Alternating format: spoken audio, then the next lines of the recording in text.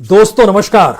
इस तस्वीर को कौन भूल सकता है। 20 मई 2014 की यह तस्वीर, यानी भारत के संसदीय लोकतांत्रिक इतिहास के पन्नों को पलटिएगा तो भी ऐसी तस्वीर एकमात्र मिलेगी जब कोई शख्स इस देश में प्रधानमंत्री पद की शपथ लेने से पहले संसद की ड्योढ़ियों को अपने माथे से लगा ले और इस बात का एहसास न सिर्फ देश में बल्कि समूची दुनिया में दे कि दुनिया के सबसे बड़े लोकतांत्रिक देश के भीतर में संसद लोकतंत्र का मंदिर है और उनकी सीढ़ियों पर चढ़ने से पहले वहां नमन करने की जरूरत है। लेकिन उसी शख्स के शासन काल के वक्त इस देश में लोकतंत्र की धज्जियां उड़े, संसद उन मर्यादाओं को भूल जाए जो कि संविधान से गुथी होती है और इस बात का एहसास इस देश में लोगों को होने लगे, प्रतिपक्ष के नेताओं के जरिए होने लगे, या फिर जो मुद्दे इस देश में रेंग रहे हैं और इस देश के सामने जो भी एक स्थिति बन रही है वो सारी चीजों पर अगर लगाम लगा दी जाए और आवाज सिर्फ संसद के भीतर से एक ही सुनाई दे, जिसके पास बहुमत होगा उसी का चेहरा और उसी की आवाज बाहर जाएगी। यानी संसद के भीतर का शोर हो या संसद के समानांतर विपक्षी नेताओं की बैठक हो, कोई मायने नहीं रखेगी। इस देश में पहली बार शायद आजादी के बाद इस देश में सुप्रीम कोर्ट की जासूसी करने की हिम्मत शायद किसी की नहीं हुई।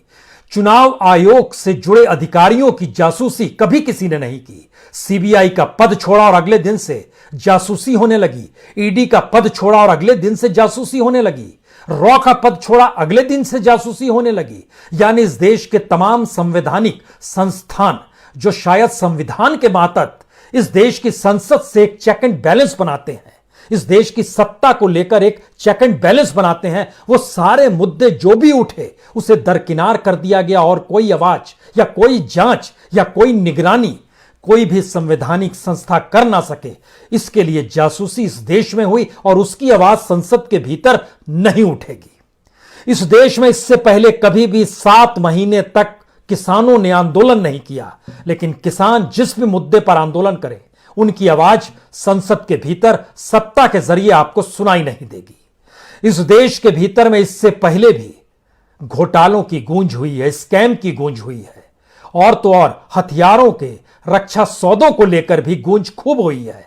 लेकिन यह भी पहली बार है कि जासूसी भी उस शख्स की होती है जो रक्षा सौदों से जुड़ा है और जासूसी करने वाला शख्स भी वही है जिसने रक्षा सौदे किए हैं और इसकी गूंज भी आपको पार्लियामेंट के भीतर सुनाई नहीं देगी।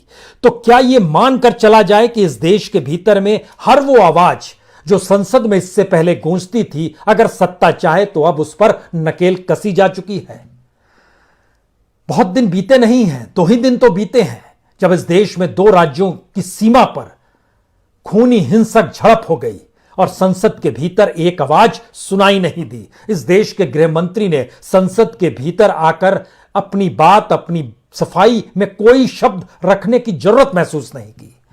तो क्या एक ऐसा वक्त आ गया है जब आप विपक्ष को सोचना पड़ेगा इस देश के भीतर में संसद भवन से इतर कोई दूसरा भवन किराए पर ले लिया जाए और वहीं पर विपक्ष अपनी मंत्रणा करे, मुद्दों को उठाए, चर्चा करे, इस देश को आगाह करे, इस देश की जो परिस्थिति सामाजिक, आर्थिक, राजनीतिक हो चली है उसकी जानकारी वह संसद से इतर किसी दूसरे भवन में बैठ जाए। आज इस बात का जिक्र इसलिए क्योंकि जब संसद के भीतर शोर था, हंगामा था, सिर्फ सत्ता का दिखाई देने के लिए विपक्ष के शोर को दबाया जाता है और दूसरी तरफ विपक्ष दूसरे कमरे में बैठकर अपनी मंत्रणा कर रहा था और इस बात का एहसास सत्ता को कराना चाह रहा था कि आने वाले वक्त में इस देश की राष्ट्रीय सुरक्षा से जुड़ी जासूसी के मसले को आपको उठाना होगा इसी संसद के भीतर, जांच बैठानी होगी इसी संसद के भीतर। इसी संसद के भीतर लोगों से जुड़े मुद्दों पर आप नकेल नहीं कस सकते हैं। पहले देखिए विपक्ष की उस बैठक का नजारा जिसमें 27 सांसद पहुंचे थे। विपक्षी दलों के हर दलों का कोई ना कोई नुमाइंदा वहां मौजूद था। 2 दल छोड़ के एक बीएसपी नहीं थी, एक टीएमसी नहीं थी। दोनों की अपनी सियासी जरूरतें हो सकती हैं, लेकिन जिस मुद्दे को लेकर शोर है, पहले इस बैठक को देखिए। तो बैठक का यह नजारा दरअसल 1 दर्जन राजनीतिक दलों के नेताओं की मौजूदगी में था। इस मौजूदगी के भीतर जो सवाल थे वो पेगासस से जुड़े थे और पेगासस का सवाल राष्ट्रीय सुरक्षा से जोड़ा गया। चूंकि राहुल गांधी के फोन टैप किए गए तो अगुवाई राहुल गांधी ने की, लेकिन मुद्दा इस बीच संवैधानिक और स्वायत्त संस्थाओं को लेकर था, जिसके दायरे में supreme court, CBI, ED, raw, election commission, उससे जुड़े तमाम अधिकारियों की फेरिस्त रखी गई, चर्चा की गई और कहा गया क्या वाकई सत्ता को इस बात की इजाजत दी जा सकती है वो जासूसी करे। बड़े ही सिलसिलेवार तरीके से मुद्दे उठे। इन मुद्दों का जिक्र इस देश की राष्ट्रीय सुरक्षा से और सत्ता से राष्ट्रीय सुरक्षा के खतरे को लेकर सचेत करने की कोशिश की गई। यानी भारतीय संसदीय इतिहास में शायद यह पहला मौका होगा जब सत्ता को ही देश की सुरक्षा से खतरा माना जा रहा है। पेगासस आपके मोबाइल में, आपके मोबाइल के जरिए आपकी सारी जानकारी सत्ता तक पहुंचा देता है। आप कहेंगे इसमें दिक्कत क्या है, इसमें परेशानी क्या है? सत्ता को जनता ने बनाया है और सत्ता को हर बात का जानने का पूरा अधिकार है। तो जरा फेरिस्त देखिए, सुप्रीम कोर्ट की भी जासूसी होती है, सीबीआई की भी जासूसी होती है, इलेक्शन कमीशन की भी जासूसी होती है, ईडी की भी जासूसी होती है, रॉ से जुड़े अधिकारी की भी जासूसी होती है। इस देश के भीतर में जो पॉलिटिकल पार्टी, चाहे वो कांग्रेस हो, चाहे वो टीएमसी हो, चाहे वो जेडीएस हो, चाहे दूसरे राजनीतिक दल हो, उनके इर्द गिर्द जो ताना बाना राजनीतिक और सियासी तौर पर होता है उसे भी जानने के लिए जासूसी होती है। यहां देश के भीतर में जो अलग अलग राज्यों के मुख्यमंत्री हैं, उनके इर्द गिर्द जो लोग हैं, उनके भी फोन को टैप किया जाए और उनकी भी जासूसी की जाए। इस देश के भीतर में जो नॉर्थ ईस्ट का पूरा इलाका है, वहां पर क्या कुछ हो रहा है और वहां के जो पॉलिटिशियंस हैं, उनकी भी जासूसी की जाए। इस देश के भीतर में जो राफेल का सौदा हुआ है, उस सौदा करने में कहीं कुछ बातें लीक ना हो जाए, क्या उसकी भी जासूसी की जाए? यह एक क्या वाकई राष्ट्रीय सुरक्षा से जुड़ा मुद्दा है या फिर इस देश में सत्ता का मिजाज ही उस संविधान से इतर हो गया है जिस संविधान की शपथ को लेकर इस देश में सत्ता का निर्माण हुआ? सवाल सबसे बड़ा यही है कि जिस संसद की मौजूदगी इस देश के भीतर में है, उसकी महत्ता तो 1952 से ही शुरू हुई थी, जब संसदीय राजनीति इस देश में आई। लोगों ने चुनाव में हिस्सा लिया, अपने नुमाइंदे को जनता ने चुना और वो नुमाइंदे जनता की आवाज बनकर संसद के भीतर लोकतंत्र को जीते थे, क्योंकि लोकतंत्र जनता के लिए और जनता के द्वारा होता है। लेकिन ऐसा क्या है कि मौजूदा वक्त में लोकतंत्र गायब हो गया? ऐसा क्यों लगने लगा है कि वाकई संसद के भीतर सिर्फ एक तरफा आवाज गूंजे?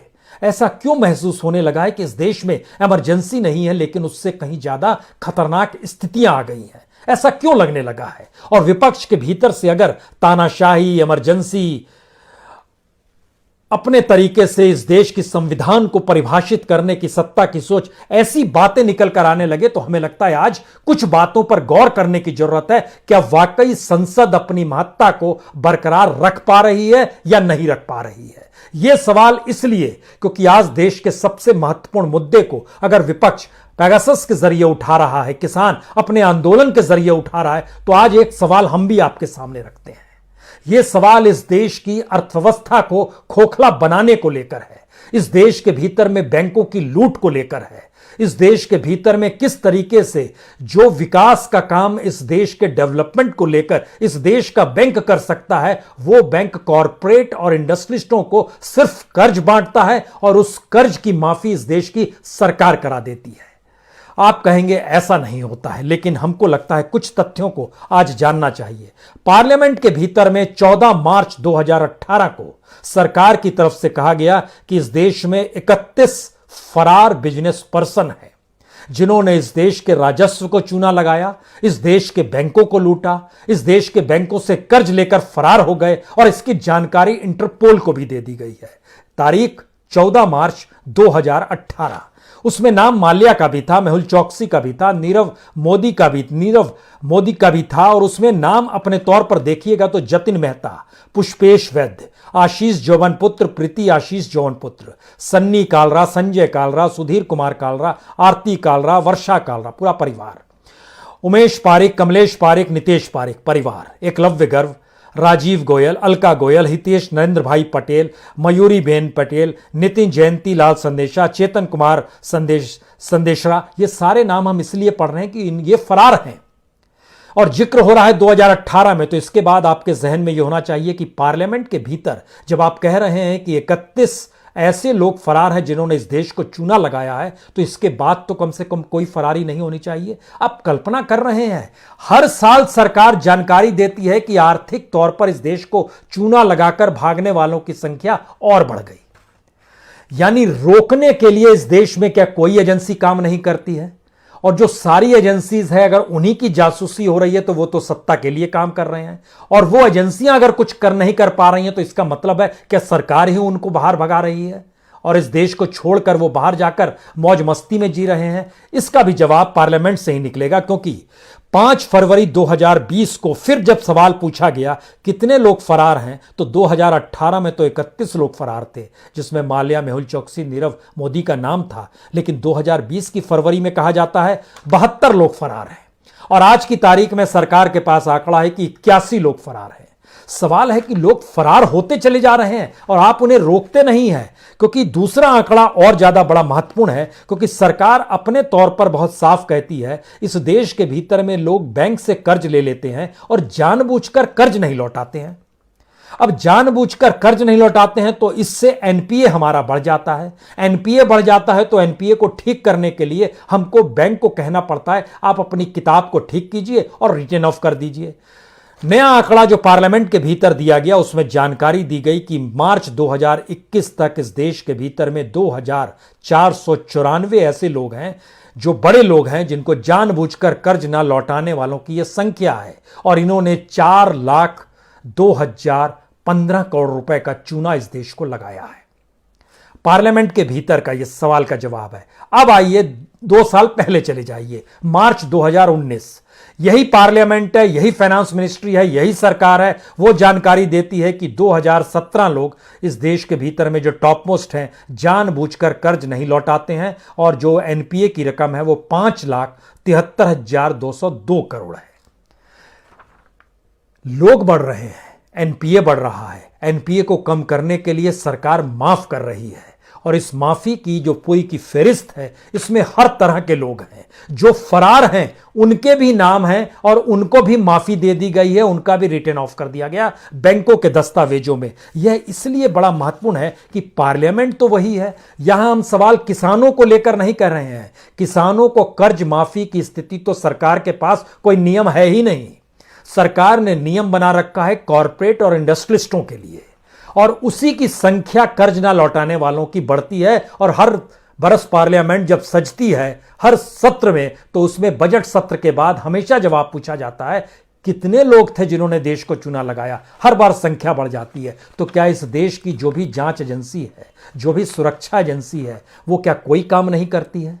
और अगर उनकी जासूसी की जा रही है तो इसका मतलब बहुत साफ है कि यह आपके जरिए है कि खबरदार, जो तुमने उस व्यक्ति को जाते हुए रोका, या बैंकों को चेतावनी है कि तुमने अगर उससे कुछ भी वसूला। क्या यह संसद है? इस संसद के भीतर 3 सवाल सबसे महत्वपूर्ण है। इस देश के किसानों से जुड़े मुद्दे, इस देश के बैंक से जुड़े मुद्दे, और इस देश के भीतर में जो सुरक्षा से जुड़े मुद्दे होते हैं। इन 3 मुद्दों को लेकर सबसे बड़ी बात यह है कि किसानों के मुद्दे पर जो 64 बार डिस्कशन हुआ उसमें कोरम तक पूरा नहीं था। सत्ता पक्ष के लोगों की मौजूदगी भी उतनी नहीं थी जितने सांसद और जितने सिर चुनकर संसद में बैठाए गए हैं। तो इस संसद का क्या महत्व है? पहली बात यह, बैंकों को लेकर जो भी सवाल जवाब होते हैं उसमें फाइनेंस मिनिस्ट्री हमेशा लिखित जवाब दे देती है। यानी इस देश के फाइनेंस मिनिस्टर्स को यह भी अनुभव नहीं है कि वह खड़े होकर जवाब दे, इस बात को एहसास कराए कि इस देश के बैंक कंगाल बनाने में उनका कितना योगदान है। इस देश के बैंकों को कर्ज लेकर खत्म करने वाले कौन कौन से कॉरपोरेट हैं उनका नाम नहीं लेती है नाम।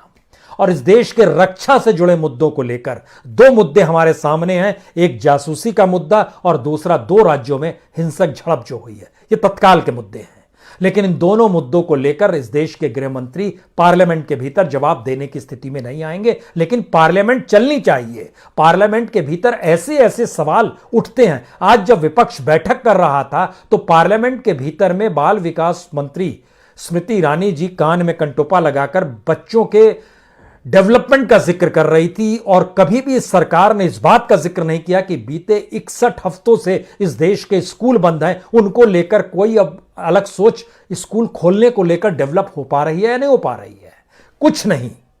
अब दूसरा सवाल यह है, जब जिन बात का हमको लगता है जिक्र करने की जरूरत थी, इस देश के भीतर में जिनको माफी दे दी जाती है उनको कितनी माफी दे दी जाती है और उनका पैसा जब वाकई वापस बैंकों को नहीं होगा तो बैंक तो कंगाल होंगे। तो हमने वो डॉक्यूमेंट निकाला कि इन्होंने पार्लियामेंट के भीतर क्या कहा। आपको जान के हैरत होगी कि पार्लियामेंट के भीतर लिखित जवाब जो बैंकों को लेकर दिए गए, उसमें जिन जिन के कर्जे को माफ कर दिया गया उसमें एक से एक लोग हैं। एक से एक लोग का मतलब यह है जैसे Kingfisher airline limited 586 crore SBI के जरिए रिटर्न ऑफ कराया गया, 442 करोड़ बैंक ऑफ बड़ौदा के जरिए कराया गया। इस देश के भीतर में लगभग 34 बड़ी कंपनियां ऐसी हैं जिनको जोड़ना शुरू कीजिएगा तो उन्होंने जो कर्ज लिया है वो कर्ज इस देश के भीतर में तकरीबन 80 लाख किसानों से जुड़ जाता है। 80 लाख किसानों ने जितना भी कर्ज लिया और जो उनसे जुड़ा हुआ एग्रीकल्चर कर्ज है बैंकों के द्वारा जो अलग अलग योजनाओं को दिया जाता है, उन दोनों को जब मिला दीजिएगा तो इस देश के 32 कॉरपोरेट ऐसे हैं जिन्होंने जो कर्ज लिया है वो उससे भी ज्यादा हो जाता है और उनको माफ कर दिया गया और यहां माफ नहीं किया गया। यह एक पहला सवाल।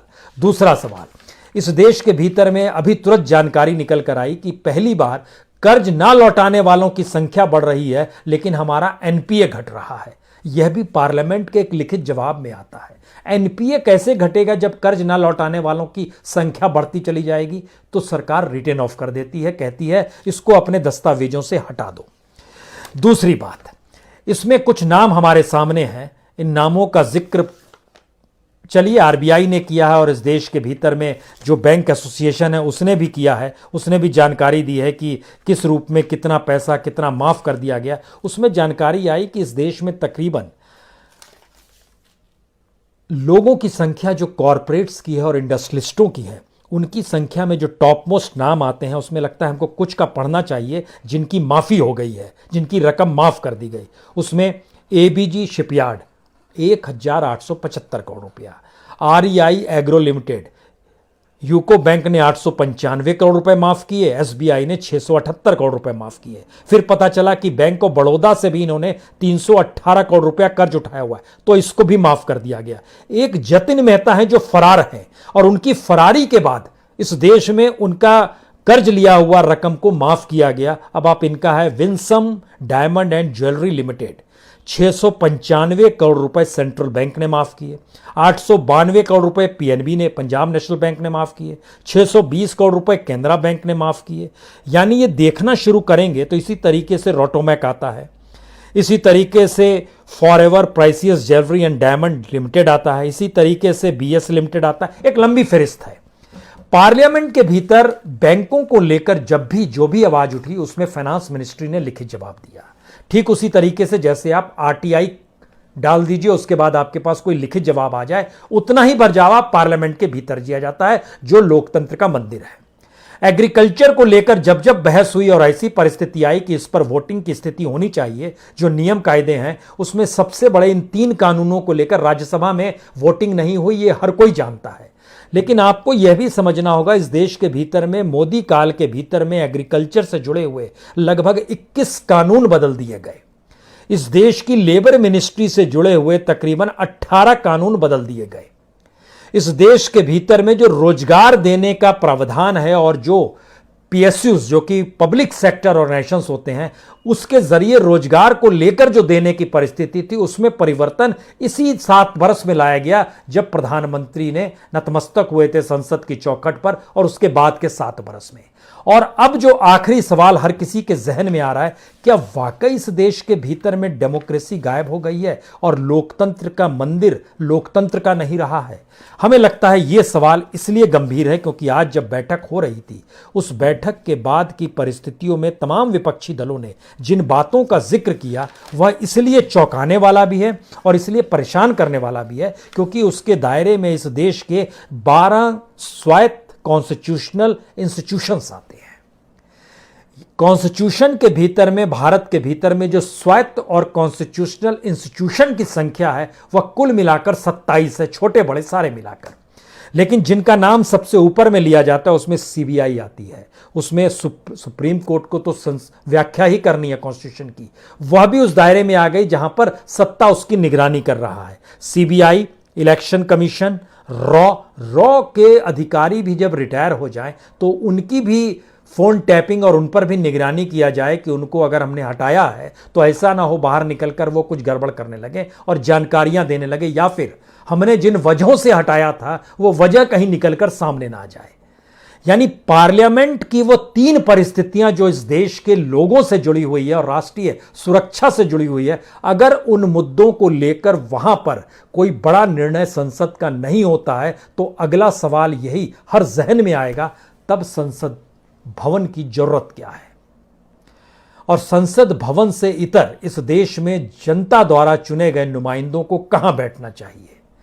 हमें लगता है यह पहला मौका इस देश के सामने आकर खड़ा हो गया है कि जब आप बहुमत के साथ सत्ता में मौजूद होते हैं तो ना सिर्फ आप संसद की, ना सिर्फ सुप्रीम कोर्ट की, ना प्रीमियर जांच एजेंसी सीबीआई की, बल्कि इस देश के कॉन्स्टिट्यूशन को भी अपने तरीके से डिफाइन करने लगते हैं। और यह नजारा पहली बार संसदीय पार्लियामेंट्री डेमोक्रेसी के नाम पर जो सत्ता की अपनी तानाशाही का चेहरा है वह खुलकर सामने आ रहा है।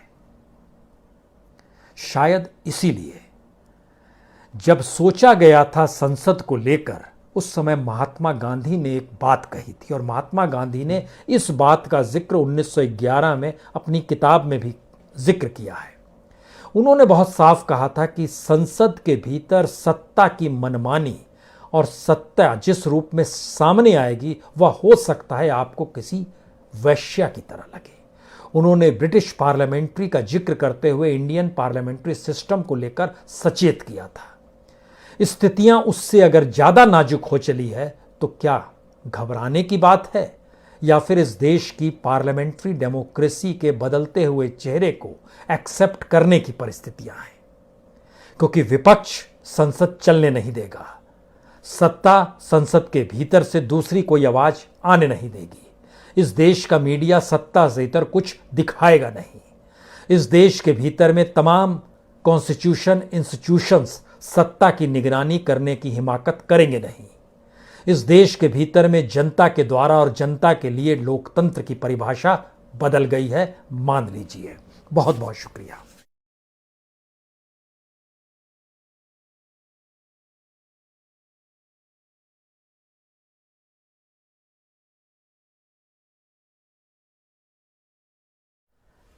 दोस्तों नमस्कार। इस तस्वीर को कौन भूल सकता है, 20 मई 2014 की यह तस्वीर।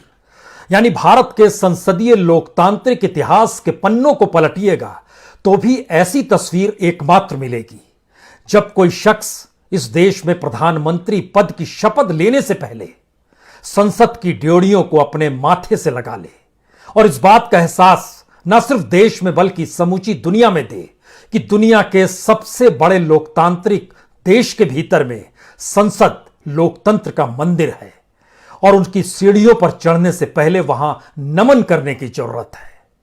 लेकिन उसी शख्स के शासन काल के वक्त इस देश में लोकतंत्र की धज्जियां उड़े, संसद उन मर्यादाओं को भूल जाए जो कि संविधान से गुथी होती है और इस बात का एहसास इस देश में लोगों को होने लगे, प्रतिपक्ष के नेताओं के जरिए होने लगे, या फिर जो मुद्दे इस देश में रेंग रहे हैं और इस देश के सामने जो भी एक स्थिति बन रही है वो सारी चीजों पर अगर लगाम लगा दी जाए और आवाज सिर्फ संसद के भीतर से एक ही सुनाई दे, जिसके पास बहुमत होगा उसी का चेहरा और उसी की आवाज बाहर जाएगी।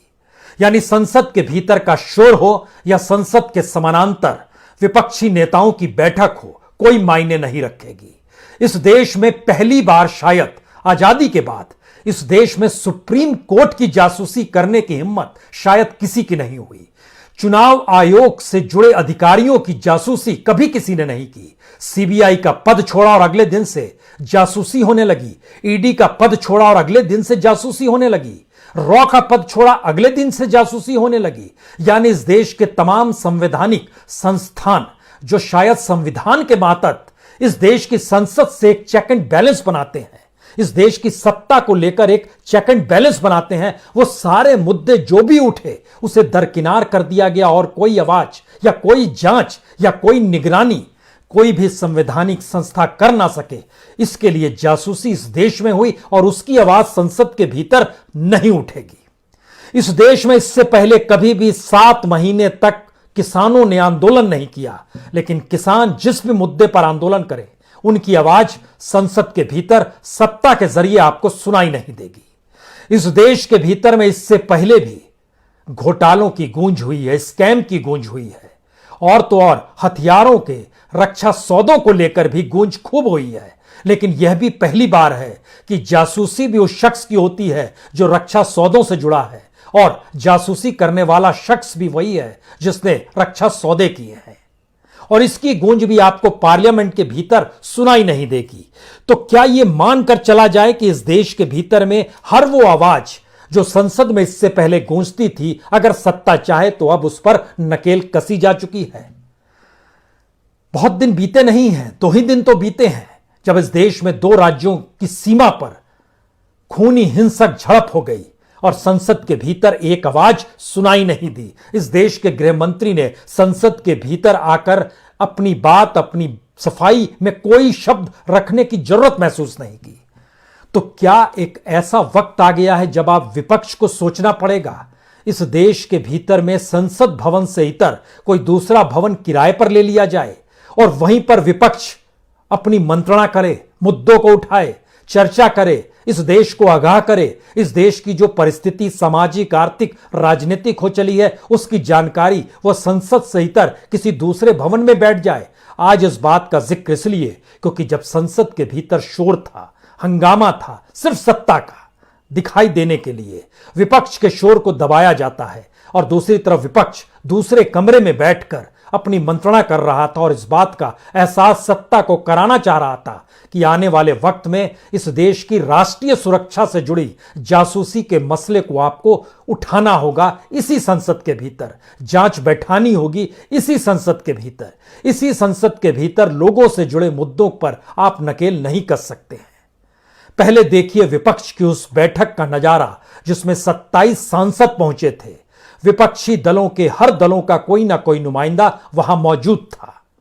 2 दल छोड़ के एक बीएसपी नहीं थी, एक टीएमसी नहीं थी।